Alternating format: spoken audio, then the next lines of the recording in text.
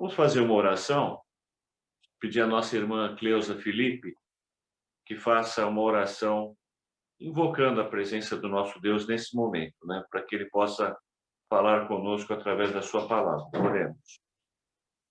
Senhor, nosso Deus, nosso Pai, como é bom e maravilhoso estarmos reunidos para juntos louvar o Teu nome, Senhor amado. Muito obrigado por mais essa oportunidade que o Senhor nos dá. Nós louvamos o Senhor porque o Senhor é um Deus único, o Senhor é um Deus que se preocupa com os seus filhos, ó Pai, é um Deus que tem cuidado de nós a todo tempo, Senhor amado.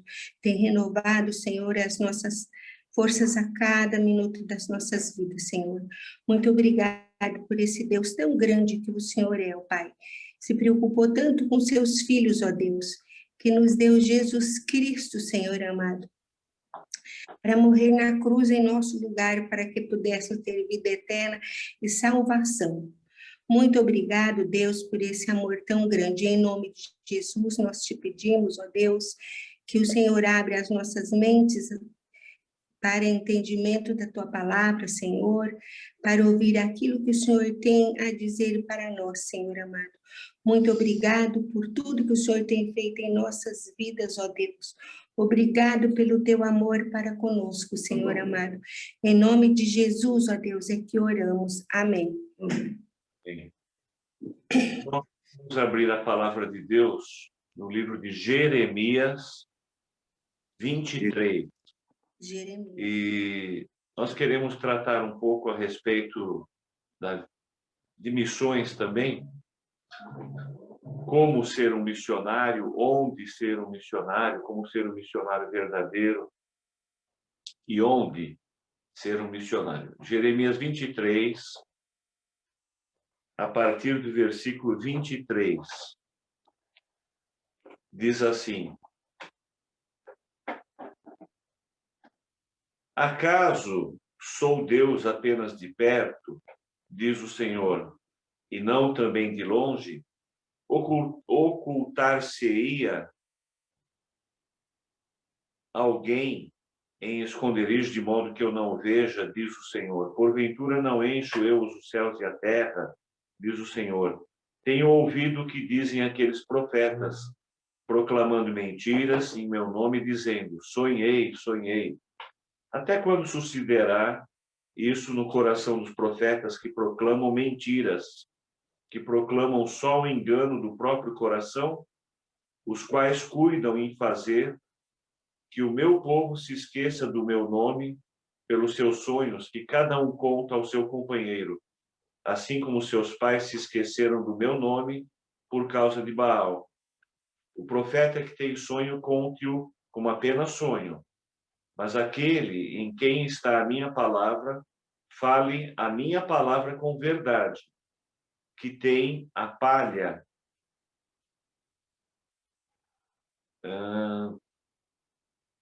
Fale a minha palavra com verdade, que tem a palha com o trigo, diz o Senhor.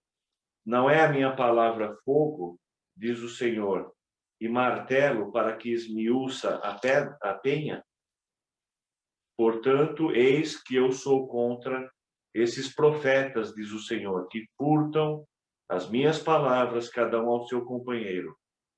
Eis que eu sou contra esses profetas, diz o Senhor, que pregam a sua própria palavra e afirmam: ele disse. Eis que sou contra os que profetizam sonhos mentirosos, diz o Senhor, e os que contam e com as suas mentiras e leviandades fazem errar o meu povo, pois eu não os enviei, nem lhes dei ordem, e também proveito nenhum trouxeram a este povo, diz o Senhor. Queremos meditar a respeito do verdadeiro missionário e aonde esse missionário deve trabalhar. Nós vamos, no início desse tempo agora,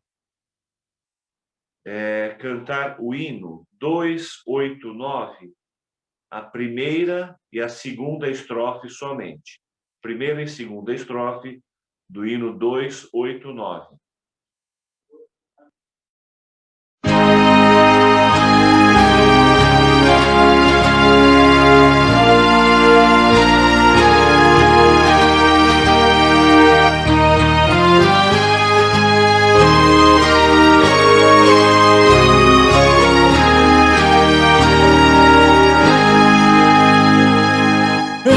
Os bilhões que em trevas tão medonhas jazem perdidos sem o Salvador. Oh, quem irá as novas proclamando que Deus em Cristo salva o pecador? Todo poder o Pai me deu, na terra como lá no céu. Ide ao mundo anunciar o Evangelho, e eis-me convosco sempre. Portas abertas, eis por todo o mundo, servos de Deus, avante sempre andai. Crentes em Cristo, uni as vossas forças, da escravidão os povos libertai. Todo poder o Pai me deu, na terra como lá no céu. Ide ao mundo anunciar o Evangelho, e eis-me convosco sempre.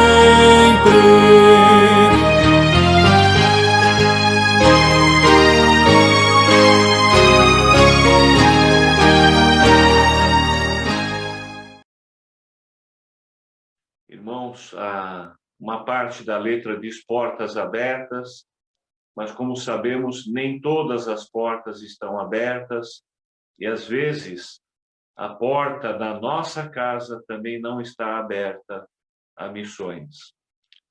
O chamado missionário, ele tem pelo menos dois vieses, duas ordens. Um é um chamado geral, em que todos estamos inseridos, e há chamados específicos para projetos específicos que o Senhor planeja. O texto que nós lemos fala de profetas, podemos usar o termo missionários, que anunciam a palavra, mas segundo o seu próprio coração. E não é isso o que Deus quer. Ele quer que anunciemos a sua palavra, que obedeçamos a sua vontade. Então nós pensamos muitas vezes como que é um verdadeiro missionário. É alguém modelo, é alguém que passa o dia inteiro orando, passa várias vezes durante o dia, de hora em hora, lendo a palavra, faz jejum pelo menos 3 vezes por semana. Ele é uma pessoa de Deus, ele peca pouco. Esse é um tipo de pensamento para conceituar o missionário. O outro pensamento é exatamente o inverso, fala, o missionário é alguém tranquilo, não tem responsabilidade com o horário, principalmente os missionários que estão fora, né? Não tem ninguém supervisionando o seu trabalho, ele trabalha quantas horas quiser por dia, ele tem uma vida muito tranquila, não é nenhum desses dois vieses, são pensamentos totalmente equivocados e radicais, porque esses missionários também fazem coisas normais, como todos nós, são pessoas normais, inclusive pecadores, como nós também, mas tem um chamado divino. Então, ser missionário é estar disposto a aprender na caminhada, repartir esse aprendizado também de Deus e das próprias comunidades, sendo ferramenta para a glória de Deus e na transformação de pessoas. O reverendo Darcy Caire Júnior foi, inclusive, pastor da Vila Gustavo por um curto período. Ele tem ligação com a nossa família, ele é sobrinho da minha cunhada, portanto, carinhosamente, ele é meu sobrinho também. Ele uma vez disse, né, Falou, olha, vamos conceituar o que é ser um cuidador de rebanho. Cabe ao missionário, ao pastor, ao presbítero, que são pastores também. Cuidar do rebanho é ajudar a fazer mudança, ser acompanhante de hospital, ir no banco quando a pessoa está impossibilitada de ir no banco, e, além disso, logicamente, cuidar da vida espiritual como prioridade do rebanho. Mas há muitas situações normais na vida do missionário. O missionário tem família, o missionário tem preocupações, o missionário tem carências emocionais, sociais, carências financeiras, carências espirituais. Então, queria deixar um pensamento inicial aqui. Ou você e eu somos um missionário, ou somos campo missionário. Porque praticar a missão é, de um lado, um privilégio e, de outro lado, um dever que cabe a todos nós. Ou você é um missionário, ou você é um campo missionário. Agora, aonde devemos ser missionários? Ontem, com o trabalho da UPH sobre também a igreja perseguida, pastor Jânio Ciritelli, lá da Espanha, na região da Catalunha, tivemos uma reunião internacional e participaram várias pessoas, e o tema era perseguições não noticiadas. Aproveitando o tema, hoje, dia da igreja perseguida. Nós, ou missionários, ou campo missionários, perseguidores ou perseguidos? Parece pesada essa palavra, mas nós queremos, no contexto do dia da igreja perseguida, ponderar sobre esse tema. O outro texto que eu quero ler está em Marcos 5:19. É a respeito da cura do Gerazeno, que estava endemoniado. E depois que ele foi curado, ele queria seguir Jesus ali junto nesse trabalho missionário para ir para várias localidades.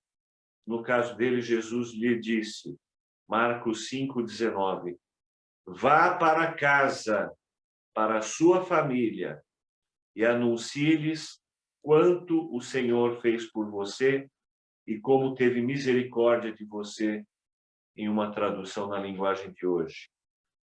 Vá para casa, para a sua família e, em outras palavras, cumpra a missão de levar o meu evangelho. Para onde? Primeiramente para casa. Irmãos, se somos missionários do chamado geral ou do chamado específico, nós devemos ser missionários dentro de casa. Normalmente a gente fica fascinado com a terminologia de que missionário vai para um lugar distante, um lugar com muitas dificuldades, com dificuldade da língua, dos costumes, da cultura, tudo é novo, tudo é difícil. Até mesmo nos fascina a ideia da igreja oculta, que não pode ser muito vista por causa de perseguições. Fora as perseguições, como vimos ontem, não noticiadas, mas ser missionário não é só isso. Ser missionário é cumprir a missão, e a missão deve começar em casa. Tem muitos missionários que, na própria família, tem pessoas não alcançadas e talvez não tenham, entre aspas, o tempo para cuidar dessas pessoas. Não podemos permitir isso. Será que nós, envolvidos com tantos trabalhos da igreja, com tantas responsabilidades, inclusive de ordem espiritual, estamos zelando pela missão dentro de casa? Ou vamos chegar nesse ponto? Não, eu não tenho tempo. Eu tenho muitas atividades para evangelizar os outros de outra cidade, de outro estado, de outro país. Não. Temos que retomar a importância, o foco da missão no lar. São pessoas, eu, você e vários outros que se dispõem aos pés do Senhor nessa missão, mas muitas vezes negligenciam dentro dos seus próprios lares. Deve ser prioridade na nossa oração, no nosso testemunho, no nosso compartilhamento, na nossa linguagem sadia dentro de casa. O lar é o primeiro e mais importante campo missionário. Quando a Bíblia diz amar ao próximo como a ti mesmo, o próximo mais próximo é dentro de casa. No caso do cônjuge, a esposa, o esposo é o mais próximo. Os filhos, aqueles que convivem dentro do mesmo teto, da mesma célula do lar, mas isso se estende também para demais familiares. Eu tenho tios, eu tenho irmãos casados, sanguíneos, eu tenho cunhados, eu tenho sobrinhos, seja qual for o laço de parentesco. Muitos membros das igrejas que aceitaram a Cristo, desculpe, eles tiveram o seu ensino em casa, tiveram testemunho em casa. Muitos iniciaram a sua jornada cristã dentro da família. A família é o celeiro da igreja. É um dos celeiros muito importantes. Sem dúvida, é fundamental fazermos missão no lar, dentro de casa. Missão começa em casa. A obra missionária deve ser feita inicialmente em casa. É muito relevante isso. Com licença.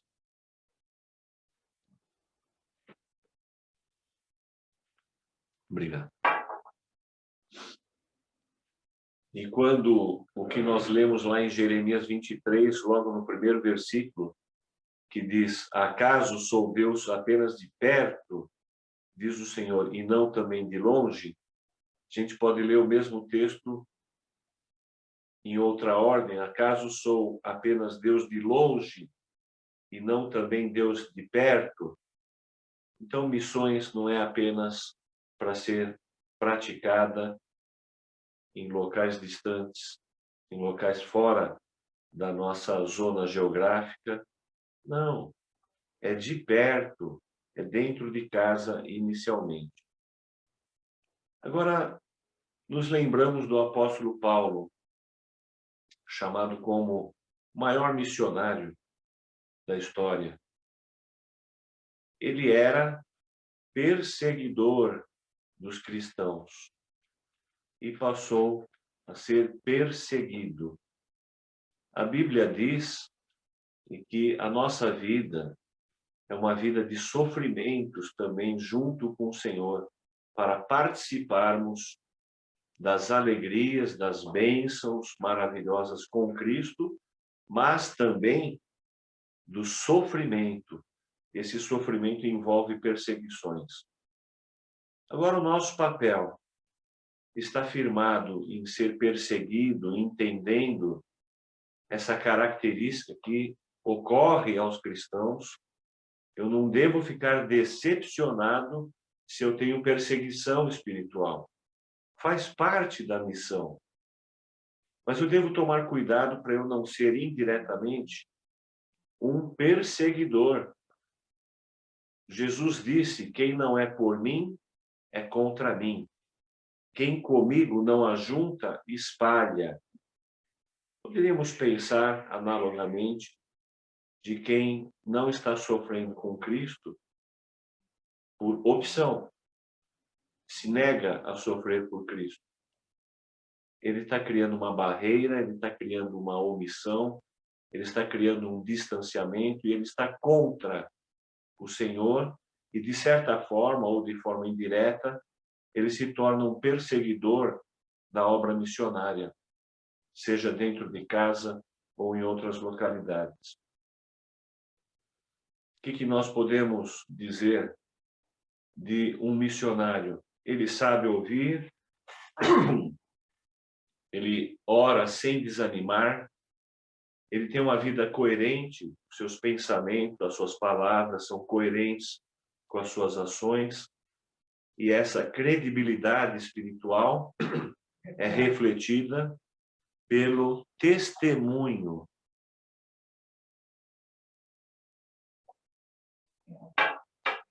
Então, irmãos, como tem sido o nosso testemunho missionário dentro de casa? Devemos tomar cuidado. Nós, dentro de casa, se eu não sei ouvir como um missionário deve ouvir, se eu não sei acolher dentro de casa como um missionário deve acolher, se eu não sei ser solidário como um missionário deve ser, se eu não tenho uma vida de oração, se eu não tenho uma vida de leitura da palavra, de compartilhamento e anúncio da palavra, da salvação, da vontade do Senhor através da Bíblia, eu não estou com uma vida missionária e eu estou indiretamente contra os princípios missionários.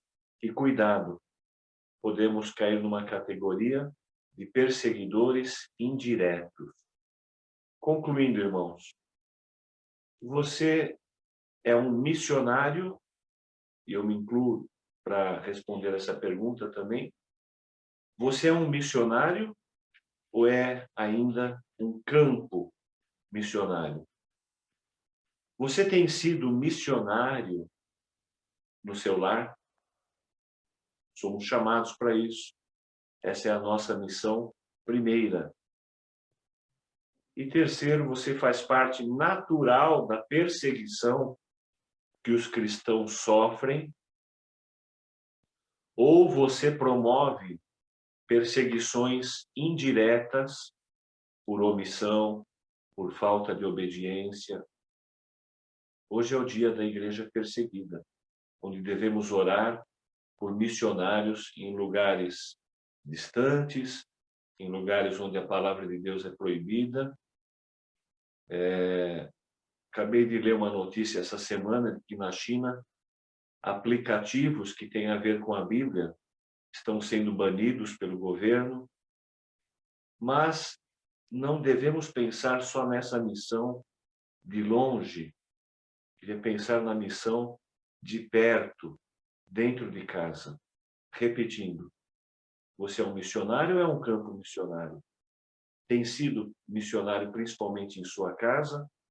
E se você tem sofrido com Cristo, ou você tem se acomodado e não quer participar dessa parte de perseguições, de sofrimento, e indiretamente você se torna um perseguidor da missão. Que o Senhor possa nos ajudar, possa nos abençoar, possamos ser missionários, primeiramente, dentro dos nossos lares. Estamos no finalzinho de maio, mês do lar, mês da família, dia de falar de missões, mas vamos aplicar missões, primeiramente, dentro de casa. Nós vamos encerrar. Eu vou pedir ao pastor Fernando fazer uma oração final, e na sequência passamos a palavra à superintendência. Ok. Deus bendito, muito obrigado, Senhor, por esta manhã na Tua presença, onde nós já começamos com a devocional da Tua palavra, e queremos pedir ao Senhor que o Senhor abençoe cada família, cada lar aqui representado ao Senhor, aproveitando e coligando esse mês da família com a mensagem da evangelização. Queremos pedir ao Deus que o Senhor nos ajude a sermos boas testemunhas do Senhor, não só nos confins da terra ou lugares mais remotos que o Senhor nos levar, mas nos ajuda, ó Senhor, a realmente darmos o testemunho dentro do lar, dentro da igreja, dentro dos nossos familiares, ó Deus, dentro desses círculos mais íntimos, ó Pai, onde nós temos as nossas falhas, temos defeitos também, mas que o Senhor, com a tua graça, ó Pai, nos dê a bênção de aproximarmos os nossos da tua presença. Que não sejamos como os pastores que não pregavam a tua palavra e também afastavam as ovelhas do Senhor do caminho. Mas nos ajude, ó Deus, a aproximarmos os nossos de Jesus, aproximarmos os nossos do Salvador, e assim, ó Deus, como servos teus, que nós possamos glorificar o teu nome. Também queremos aproveitar o momento para colocar as igrejas perseguidas, ó Senhor. Muito obrigado porque no nosso país nós temos a liberdade, mas que o Senhor esteja com esses irmãos em aflição, ó Deus, que tem dificuldades grandiosas até de pregar a palavra, e que nós, ó Deus, aqui possamos valorizar os privilégios e mesmo com as provações que nós possamos nos alegrar no Senhor. Cuida deles, cuida da tua igreja aqui, e que também das pressões que nós temos, que possamos ser uma igreja que proclama as tuas maravilhas. Essa é a nossa oração, pedindo a tua bênção sobre o presbítero Valdir e sua família, mas também sobre a tua igreja aqui reunida e também espalhada pela face da terra. Essa é a nossa oração, agradecidos por tudo e pela tua palavra também. Em nome de Cristo Jesus. Amém. Amém, Senhor.